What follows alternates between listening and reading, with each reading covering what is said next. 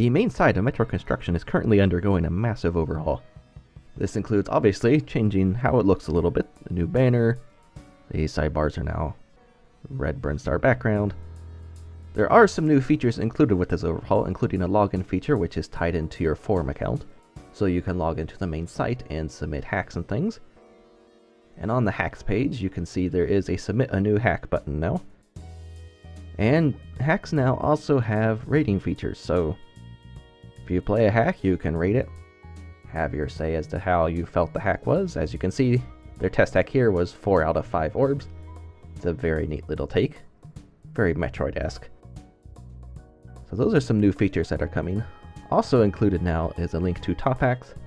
This has all the past years that have been done. 2013 was also done. It was just the page was never built, and 14 is currently in progress. Right now they are gathering the hacks together, and then there will be the voting and then the winners announced. And once those pages are built, they'll be added into here. Also included is a link to everything you need, including the chat and YouTube channels. So this is still in beta, but I have been told by James they are working on it a lot. Also, the forum has undergone some changes. The Room of the Week contest has been ditched in favor of Room of the Month, and now there is also an Asset of the Month contest. These obviously extending the time gives someone more time with which to work and make something more polished, something better, and they're hoping that this increases the turnout for the contest too. Also included is a new board called Metroid Construction. This is based more around speedrunning of hacks, of which there is already a community based around speedrunning Project Base, and also future community races will be hosted from this board as well. So keep an eye on that, and this is currently up right now. Biospark, a Metroid Fusion speedrunner, is currently working on an editor for Metroid Fusion. I discovered this via his Twitter account. He has posted some pictures of his progress there, including some work on transparencies with the lights as you see here.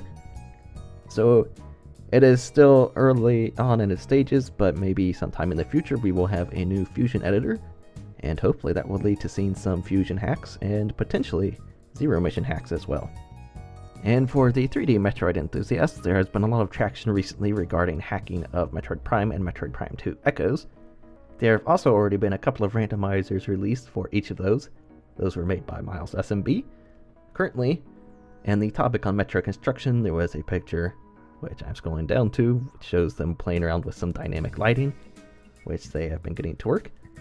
They have also uploaded a video, which I'm going to include in here because it shows some of the effects that they've got to work in their editor.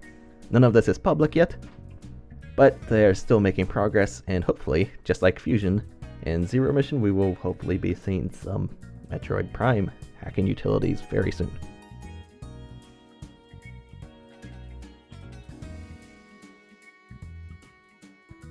In Super Metroid news, Super Metroid Falling was recently released. This comes from the Japanese hacking community. Falling is a full hack, and the name fits it very well. However, there are some issues that people have with it, mostly with the main bosses. One in particular, most noteworthy that it's Kraid, is the one giving people the most consternation, although all the bosses have definitely been buffed massively. But it is a brand new hack. If you want to check it out, it is released, and the topic is on the forum.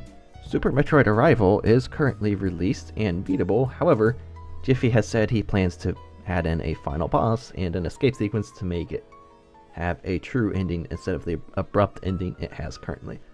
There is no time for it yet, but he did say it could be done within the next few weeks. Also recently, Cardweaver has resurfaced and resumed work on Super Metroid Cider. You may remember this hack from a while back. It has been in development for a while, but Cardweaver believes he's going to be getting it done this time. Currently, what has been built is currently being tested. He is still finishing up the rest of the building. Things you can expect is a bunch of suitless underwater, and of course, food references.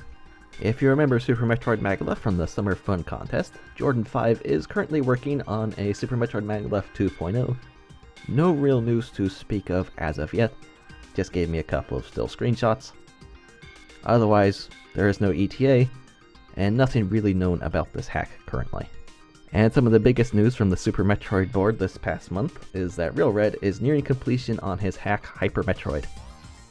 This hack has a release date set of April 18th, 2015, which as of the posting of this video is less than 3 weeks away, so something we can definitely get some hype for.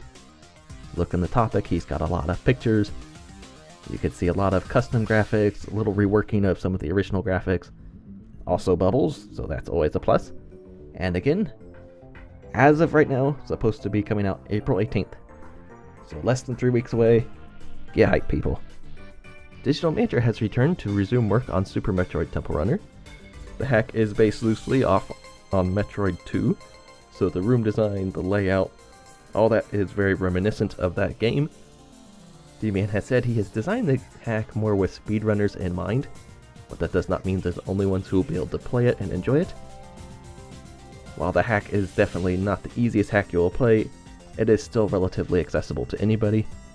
There is no release date yet, but D-Man did say it is possible for a late 2015 release, but don't expect that. And Desirect has updated the Super Metroid Randomizer to version 19. This includes a hard mode, which makes things much more difficult. It also includes some new algorithms to prevent unbeatable seeds by having items spawn in places you can't actually reach them if you have a certain item progression. It is highly recommended you grab this, as a lot of impromptu races happen with it, so if you're ever in IRC, it's a good thing to have around just in case one happens. And that is all the information I could gather for this month, so thanks for tuning in to the MetConst update. Stay tuned, as next month we'll have another update with more information about upcoming hacks, and a special segment on some Nestroid hacking, so keep your eyes open for that, and that should be appearing on May 1st.